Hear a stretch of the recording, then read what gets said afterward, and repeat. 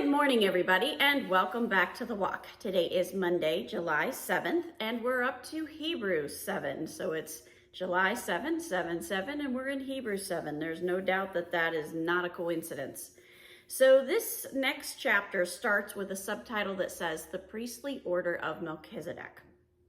And there was a lot of explanation throughout Hebrews 7 of what it means that Jesus is called is said to be from the order of Melchizedek, why that is significant and why it is important.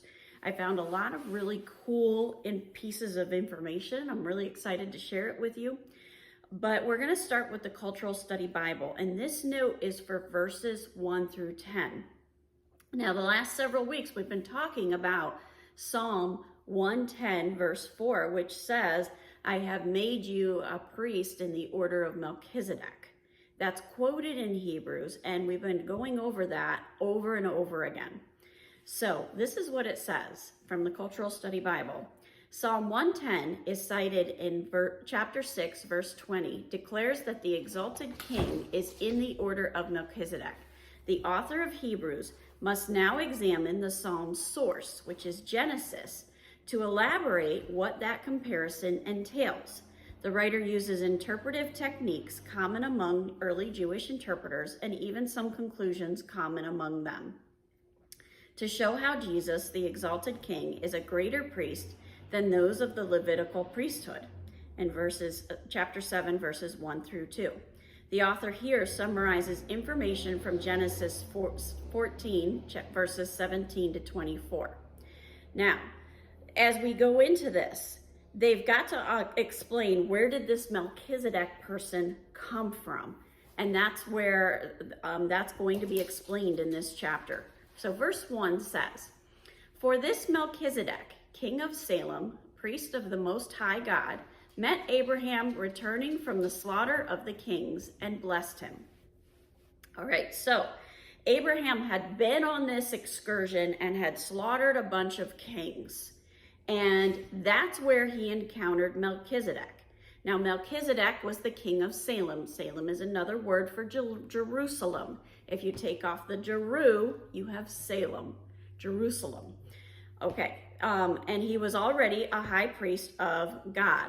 The ESV Fired Study Bible had this to say about it. Melchizedek, who lived during the same time as Abraham, was a Canaanite king of Salem, a priest of God.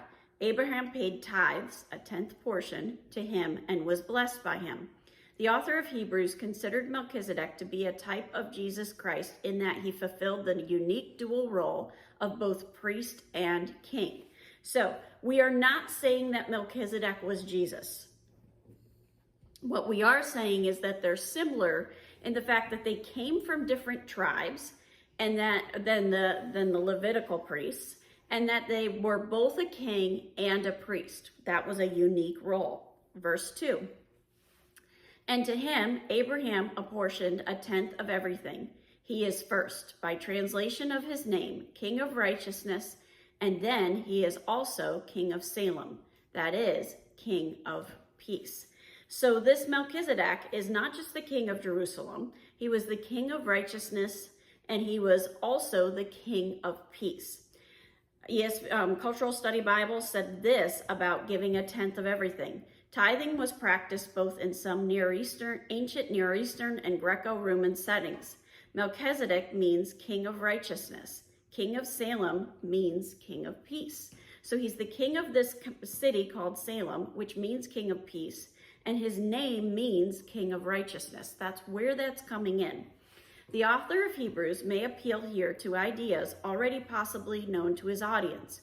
Greek-speaking Jews often agorized names, including this one. So that's why this Melchizedek is called the King of Righteousness and called the King of Peace.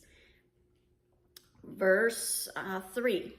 He is without father or mother or genealogy, having neither beginning his days nor end of life, but resembling the Son of God, he continues as a priest forever. This verse right here confuses a lot of people. They see that there's no genealogy. It says that there's no mother and father.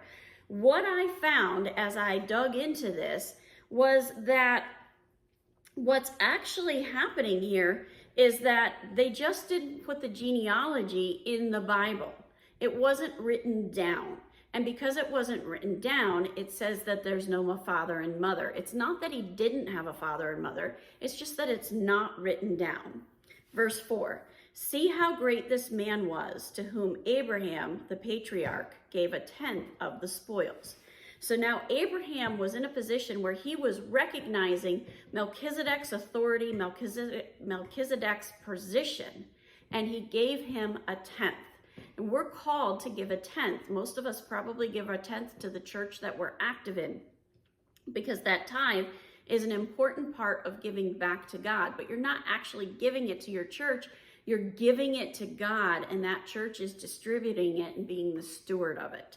So we have to be aware of the fact that Melchizedek was recognized by Abraham as somebody that was in a position of authority that it was appropriate to give that tithe to. Have a wonderful day. God bless, and keep walking the walk.